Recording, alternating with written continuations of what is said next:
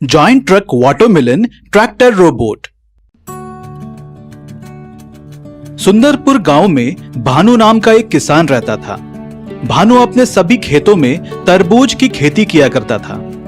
भानु के पास एक पुराना ट्रक था जिसको वो तरबूज जैसा पेंट कराया था, जिससे लोगों को पता लगे कि इसका मालिक भानु तरबूज का किसान है और उसमें वो अपने तरबूजों की सप्लाई करता था। एक दिन भानु अपने खेत में जुताई कर रहा था, तभी उसका हल किसी लोहे से टकराता है और देखता है वहाँ एक लोहे का बक्सा रखा हुआ है।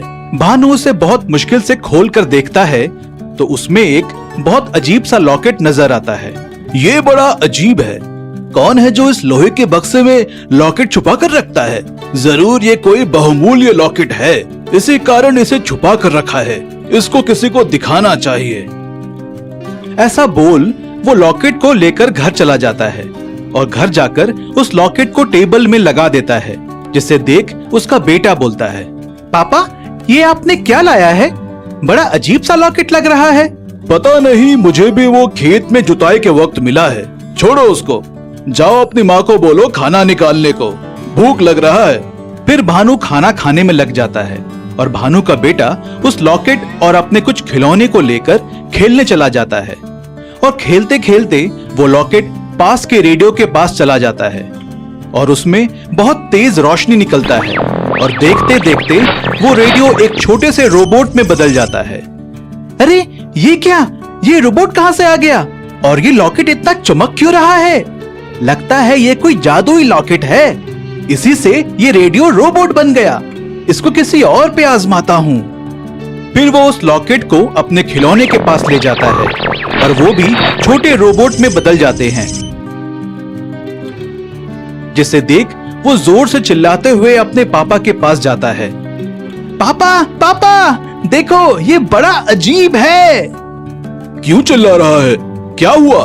पापा ये बहुत चमत्कारी लॉकेट है, इसको किसी मशीन या खिलौने के पास लेके जाओ तो वो एक रोबोट बन जाता है।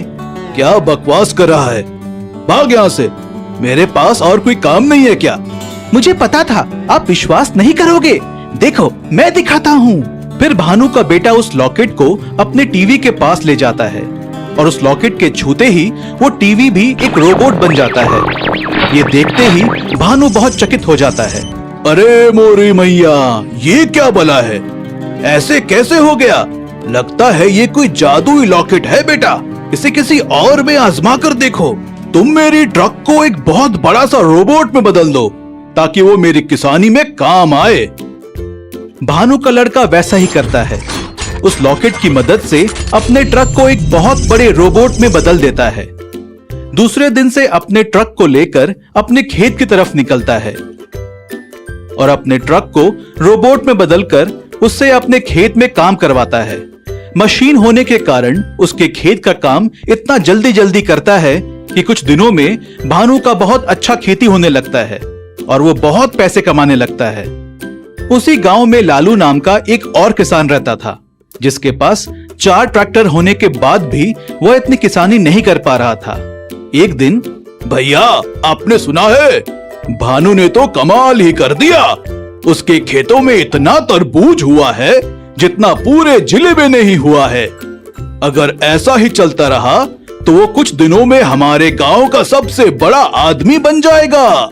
मुझे भी ये बात समझ में नहीं आ रहा है कि इतना जल्दी जल्दी तरक्की कैसे कर रहा है।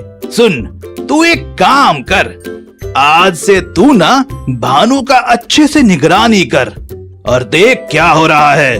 दूसरे दिन से ही नंदू भानु की सुबह से शाम तक निगरानी करना चालू कर देता है। तभी उसको समझ में आता है कि उसका ट्रक रोबोट ही कारण है और वो कैसे बना, कहां से बना। सब लालू को जाकर बता देता है। अच्छा, अब समझ में आया कि ये सब क्या चल रहा है, तभी तो बोलूं वो इतना जल्दी तरक्की कैसे कर रहा है। तू एक काम कर, ऐसे तो वो लॉकेट हमको देगा नहीं, तुम 2 लोगों को लेकर उसके बेटे को किडनैप कर लो और उसके बदले में हम वो लॉकेट भी मांग लेंगे।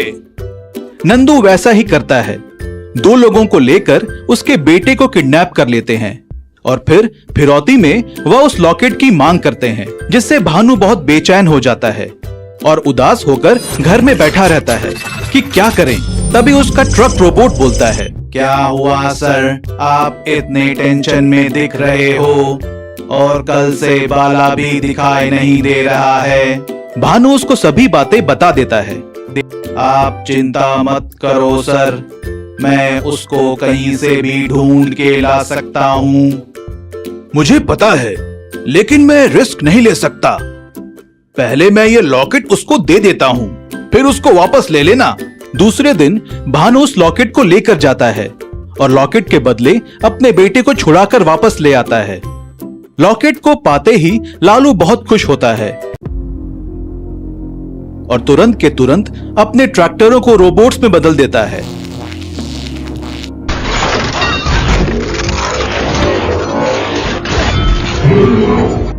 ये हुई ना बात। अब देखो मैं इन ट्रैक्टर रोबोट्स की मदद से कितना बड़ा आदमी बनता हूँ। अब मुझे ये गांव का क्या, इस पूरे जिले का सबसे बड़ा आदमी बनने से कोई नहीं रोक सकता। तभी थोड़ी देर के बाद भानु का वाटरमेलन ट्रक रोबोट वहां आ जाता है और लालू से वह लॉकेट मांगता है, लेकिन वो उसे देने से साफ साफ मना कर देता है। ठीक है, अगर तुमने लॉकेट नहीं दिया तो तुम अपने बर्बादी का खुद ही जिम्मेदार होगा। अच्छा, तुमको ऐसा लगता है? वाटरमेलन ट्रक रोबोट तुरंत ही लालू पर हमला कर देता है और उधर लालू के इशारे से ही उसके दो ट्रैक्टर रोबोट में बदल जाते हैं और वो वाटरमेलन ट्रक रोबोट के ऊपर हमला कर देते हैं। तीनों में बहुत समय तक लड़ाई होते रहता है। इसके कारण आसपास बहुत तबाही हो जाता है। बहुत समय तक फाइट होते रहता है। कभी ट्रैक्टर रोबोट्स भारी पड़ जाते हैं तो कभी ट्रक रोबोट, लेकिन आखिरकार ट्रक रोबोट बड़ा होने के कारण दोनों ट्रैक्टर रोबोट को नाश कर देता है और फिर वह लालू के पास पहुंचता है। लालू, वो लॉकेट मुझे दे दो, नहीं तो मैं तुझे मार डालूंगा। अबे जाना, अपने बाप को मत डरा। लालू के एक सीटी मारते ही वहां पर दो और ट्रैक्टर रोबोट्स आ जाते हैं जो पहले वाले से ज्यादा खतरनाक थे। क्यों, मैं तुझे मूर्ख नजर आता हूँ? अब देख दोनों तुम्हारा क्या हाल करते हैं। रोबोट्स में बहुत घमासान लड़ाई चालू हो जाता है। सभी तरफ गोलियां और आग की बारिश होने लगती है। सभी तरफ अफरा तफरी मच जाती है। कई लोगों के घर बर्बाद हो जाते हैं। तीनों रोबोट्स पूरे गांव में लड़ते हैं। तभी ट्रक रोबोट को यह ध्यान आता है कि अगर इन दोनों को मैंने मार दिया तो लालू और रोबोट बना लेगा। इसी कारण ट्रक रोबोट एक सिग्नल भेजता है और अपने घर के छोटे रोबोट को बुलाता है और छोटे रोबोट को इशारा करके बताता है कि मैं इधर लड़ाई कर रहा हूँ, तब तक तुम जाकर लालू से वह लॉकेट छीन लो। और वह छोटे रोबोट वैसा ही करता है। वह चुपके से जाकर लालू की अच्छी से पिटाई करके उससे वो लॉकेट छीन लेते हैं और इधर इन तीनों रोबोट के बीच में बहुत देर तक लड़ाई होती रहता है, जिसके कारण आधा गांव बर्बाद हो जाता है। लेकिन रोबोट हार मानने का नाम नहीं लेते। तभी आकाश में एक जोर का धमाका होता है और वहां पर एक बहुत बड़ा रोबोट आता है और वो रोबोट बोलता है, रुक जाओ, तुम लोग ये क्या कर रहे हो? उसकी बात सुनकर ट्रक रोबोट रुक जाता है, लेकिन दोनों ट्रैक्टर रोबोट उनकी बात को इग्नोर करते हुए अपना हमला चालू रखते हैं। इससे वो बड़ा रोबोट बहुत गुस्से में आ जाता है और अपनी एक वार से ही दोनों ट्रैक्टर रोबोट को तबाह कर देता है।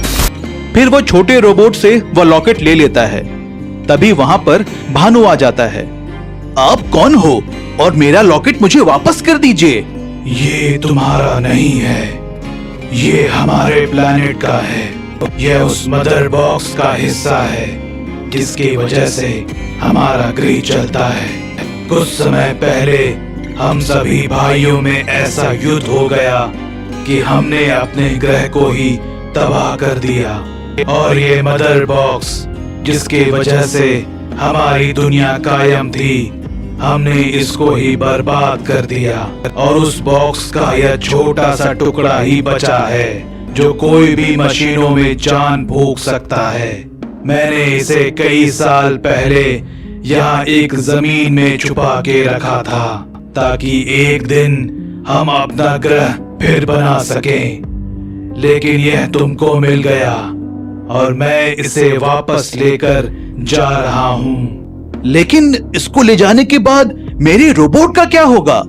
यहाँ के सभी रोबोट्स पहले जैसे ही हो जाएंगे, लेकिन मुझे लगता है कि तुम अच्छे आदमी हो, इस कारण मैं तुम्हारे ट्रक को रोबोट ही रहने देता हूँ।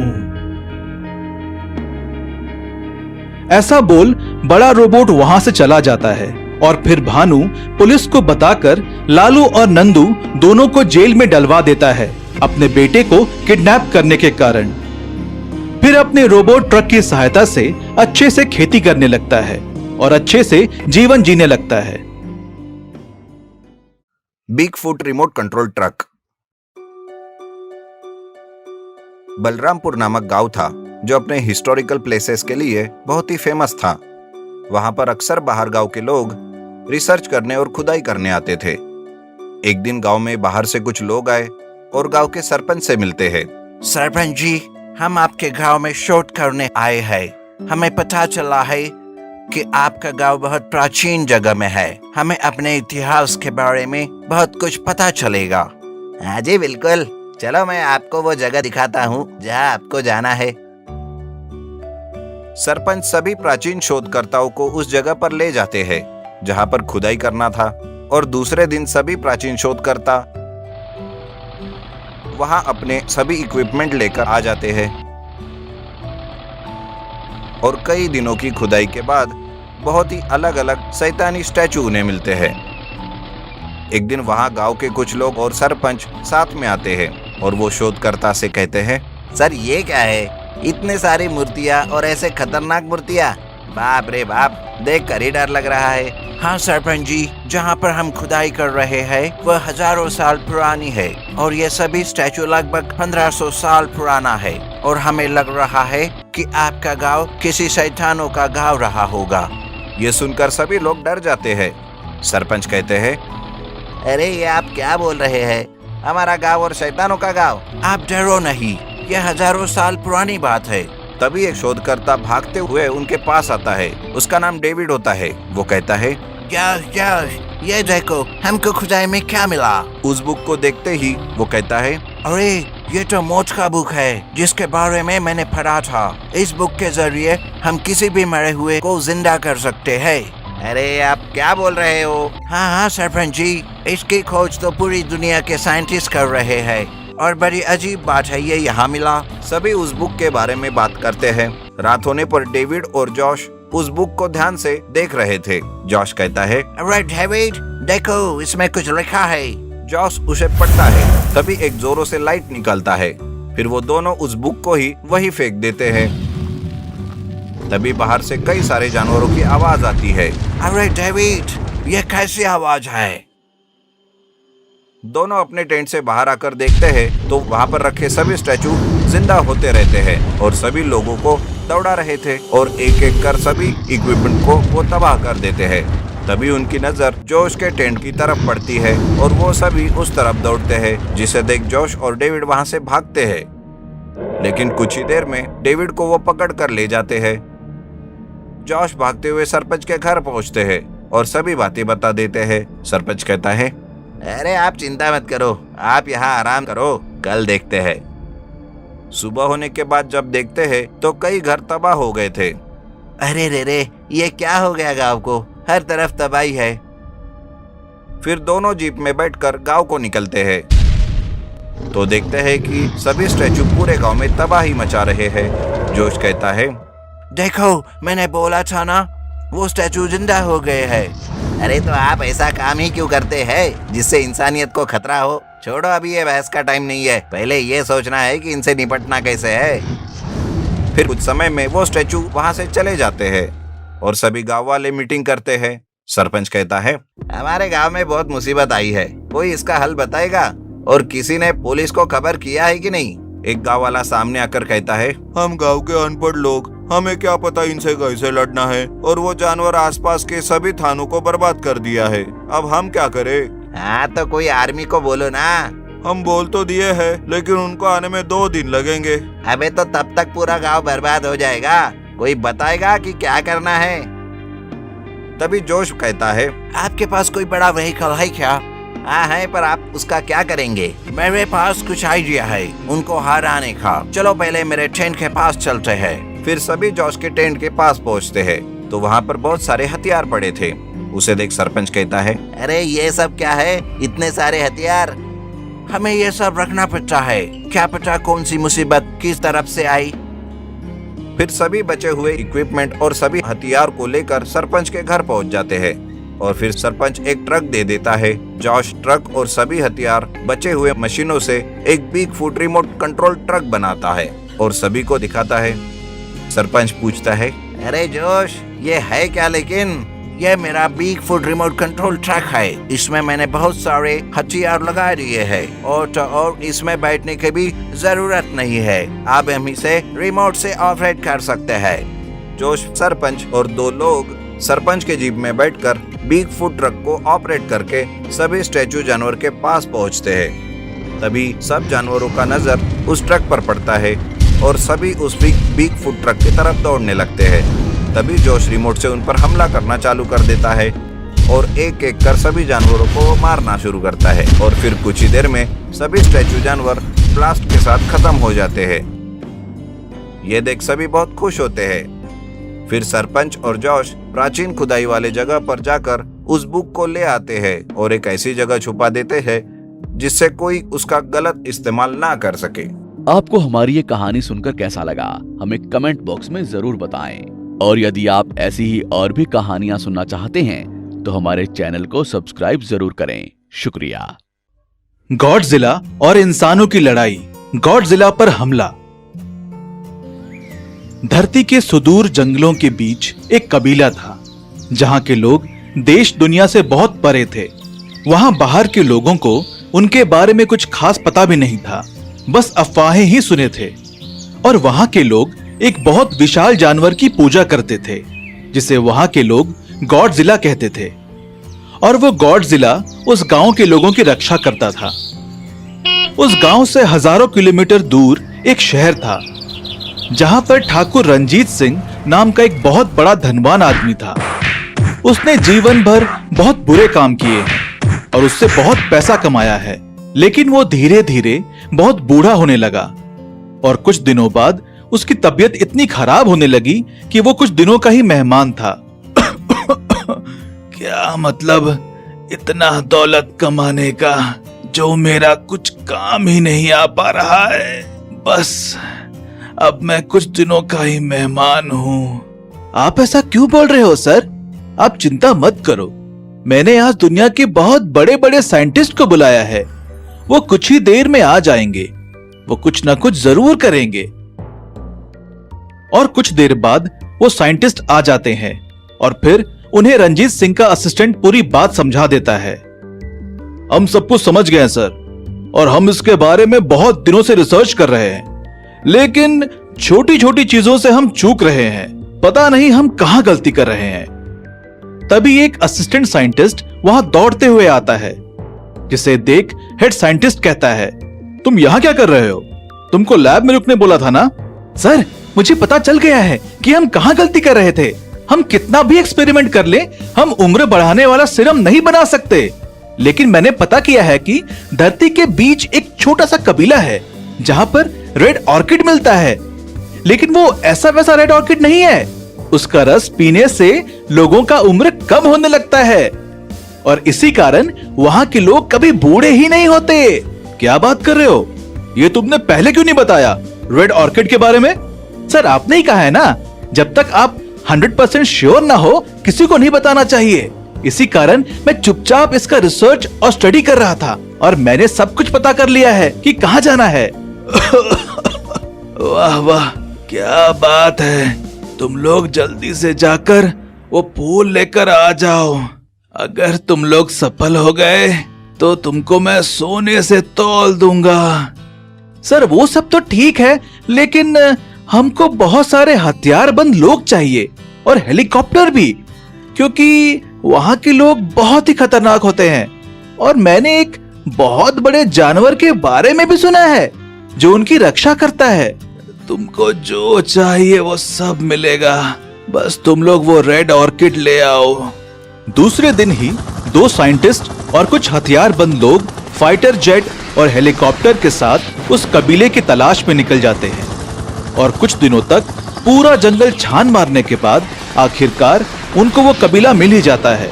असिस्टेंट साइंटिस्ट पायलट को बोलता है, सुनो, तुम हेलीकॉप्टर को उस कबीले के बाहर मैदान में लैंड कराना, उनको पता नहीं चलना चाहिए, हम वहीं पर अपना कैंप लगाएंगे। सभी लोग उस कबीले के बाहर लैंड कर अपना कैंप लगाते हैं और दूसरे दिन दोनों साइंटिस्ट और कुछ लोग उस रेड ऑर्किड की तलाश में निकलते हैं और कुछ समय बाद वो वहां पहुंच जाते हैं।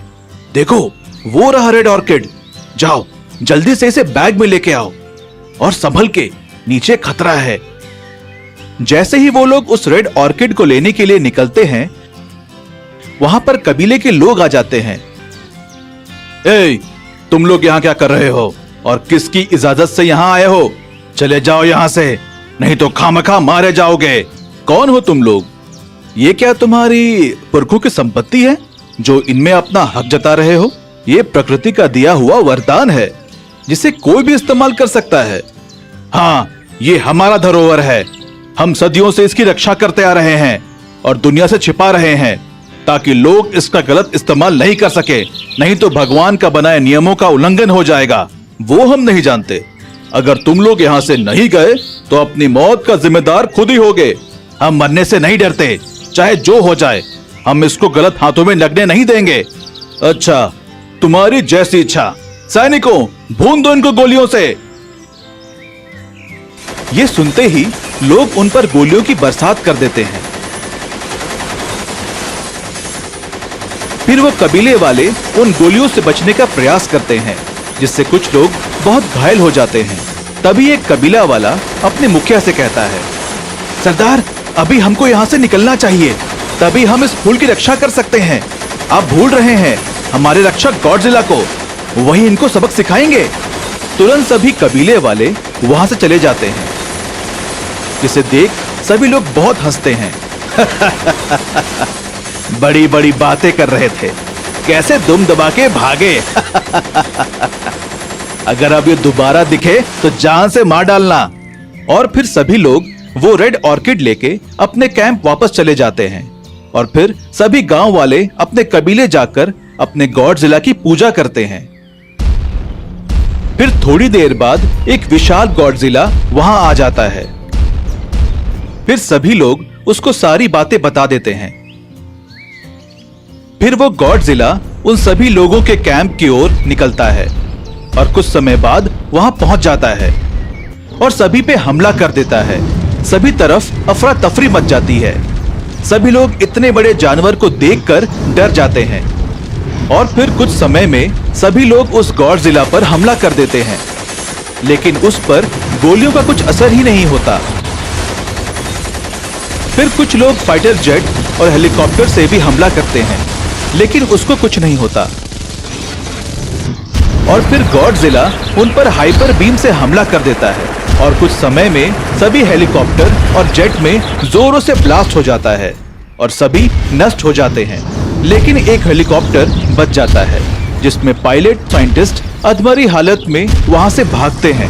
वो गॉडजिला उनका पीछा करता है, लेकिन वो बच के वहां से निकल जाते हैं और ठाकुर रंजीत सिंह के घर में लैंड करते हैं और ठाकुर रंजीत सिंह से मिलने जाते हैं, जिसे देख वो बहुत खुश होता है। अरे वाह, तुम लोग आ गए। कहाँ है मेरा रेड ऑर्किड? जल्दी दो, अब और बूढ़ा नहीं रहना मुझे। सर, हम रेड ऑर्किड तो ले ही लिए थे, लेकिन अचानक एक बहुत बड़ा जानवर आ गया और हमारे कैंप में हमला कर दिया। जितने भी लोग थे वो सभी मारे गए, बस हम 3 लोग ही बचे हैं। ये सुन रंजीत सिंह को बहुत गुस्सा आता है और वो लोगों को गोली मार देता है, जिसे देख वो साइंटिस्ट बहुत डर जाता है। सर, मुझे माफ कर दो, हम क्या कर सकते थे? वो बहुत ही विशाल था, हमारे कोई भी गन का उस पर कोई असर नहीं पड़ रहा था। सभी जेट से, हेलीकॉप्टर से भी हमला किया, फिर भी कुछ नहीं हुआ। उसका अब हम क्या करें? अगर हम बच के नहीं आते तो आपको उस रेड ऑर्किड का लोकेशन का पता कैसे चलता? अच्छा ठीक है, तुम जाओ यहाँ से और तैयारी करो। मैं सोचता हूँ कि आखिर उसका करना क्या है। फिर वो साइंटिस्ट वहां से चला जाता है और रंजीत सिंह अपने सभी लोगों के साथ वहां बैठकर मीटिंग करता है।